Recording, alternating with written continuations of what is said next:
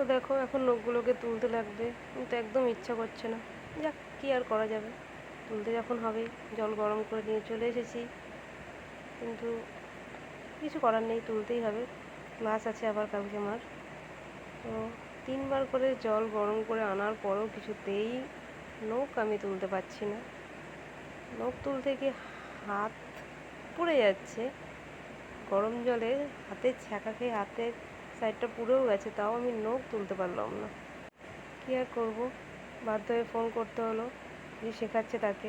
সে বললো ঠিক আছে কালকে আসো, আমি তুলে দেবো নখটা। তো ভাবলাম বাঁচা গেল।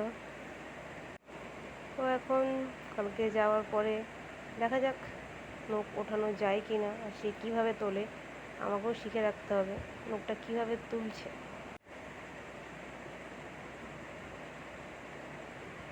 অনেক চেষ্টা করার পরেও উঠলো না, মাঝখান থেকে আমার হাতটাই পুড়ে গেল।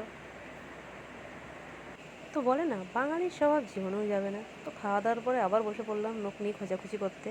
জলে হয়নি তো কী হয়েছে, হাত দিয়ে খুঁচিয়েই নখ তুলে ফেলেছি।